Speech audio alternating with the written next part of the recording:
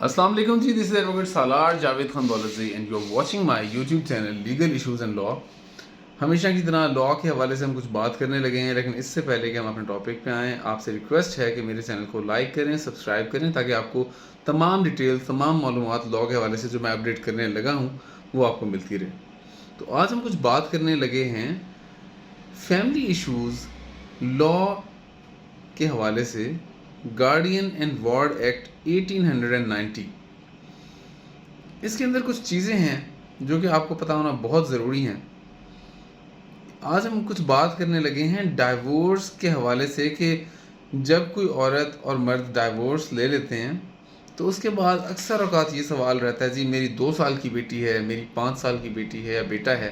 تو اولاد کی تقسیم کس کے پاس ہونی چاہیے، کیسے ہونی چاہیے، اولاد کس کے پاس جانا بنتی ہے۔ اس میں جناب یوں ہے کہ اگر تو بیٹے کی عمر ہے 7 سال سے کم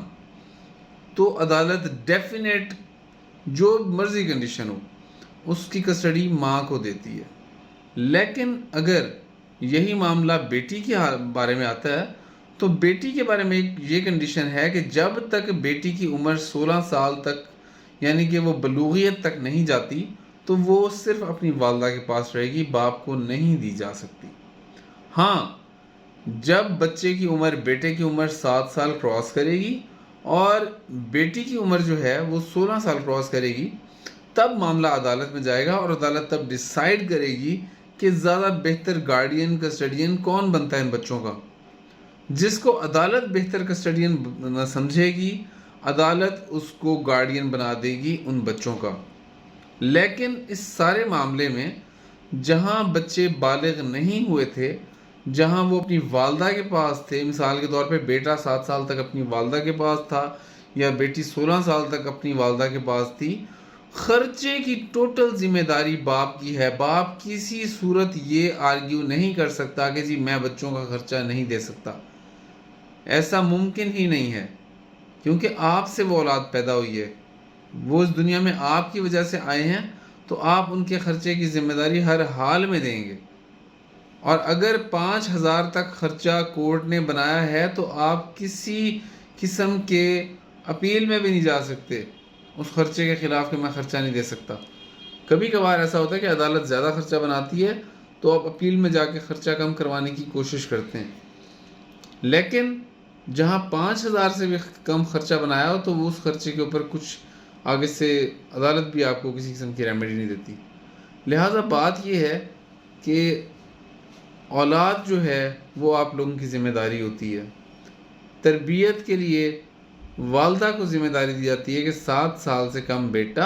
اور 16 سال سے کم بیٹی جو ہے وہ والدہ کے پاس رہنی چاہیے۔ ہاں، اگر والدہ خود رکھنے کو ایگری نہیں ہے یا وہ کوئی دوسری شادی کر لیتی ہے اور پھر سوال ہوتا ہے کہ اب اس کا گارڈین بچوں کا کون بنتا ہے، تو ڈیفینیٹ باپ بنتا ہے۔ ڈیفینیٹلی پھر وہ اولاد جو ہے وہ باپ کے پاس جاتی ہے۔ اگر اس میں درمیان میں نانی، نانا یا لڑکی کے کوئی اور رشتہ دار بچی کو لیتے ہیں، اولاد کو لیتے ہیں، بچوں کو لیتے ہیں، ان کو نہیں دی جائے گی۔ پھر اس کے خاوند کے پاس پراپر جواز ہوگا کہ اولاد کی ذمہ داری والدہ کے بعد سب سے بہترین گارڈین میں ہوں، میں کسی صورت بچے کے نانے نانی کو یا کسی اور رشتہ دار کے پاس ان کو گارڈین نہیں بننے دوں گا، بچوں کا پراپر گارڈین میں ہوں۔ تو عدالت جو ہے پراپرلی اس کے والد کو ان کا گارڈین بنا سکتی ہے، چاہے بچوں کی عمر کم بھی ہو، صرف اس صورت میں کہ اگر والدہ نے،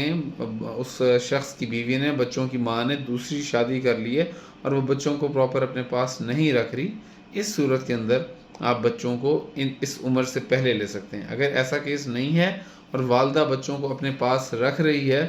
تو آپ کسی صورت بچہ اگر بیٹے کی عمر 7 سال سے کم ہے اور بیٹی کی عمر 16 سال سے کم ہے تو آپ بچوں کو نہیں لے سکتے، خامد بچوں کو اس عمر سے کم نہیں لے سکتا۔ لیکن اس پورے فیز کے درمیان جتنا عدالت خرچہ مقرر کرے گی وہ شخص عدالت میں وہ خرچہ دینے کا پابند ہوگا۔ یہ مختصر سا ایک جامع لیکچر تھا جس میں نے کوشش کی ہے کہ ایک مسئلہ جو کہ آج کل بہت زیادہ چل رہا ہے، طلاق کے حوالے سے، طلاق نہیں دینی چاہیے، میں اس چیز کے بہت اگینسٹ ہوں، اور میرے پاس جتنے لوگ آتے ہیں طلاق کے حوالے سے میری 90% کوشش ہوتی ہے کہ ان کی مفاہمت کرا دی جائے، کیونکہ یہ ایک ایسا عمل ہے جس سے اللہ پاک کا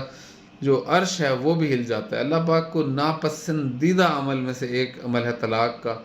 تو کوشش کرنی چاہیے کہ آپ بچوں کو دیکھ لو، کیونکہ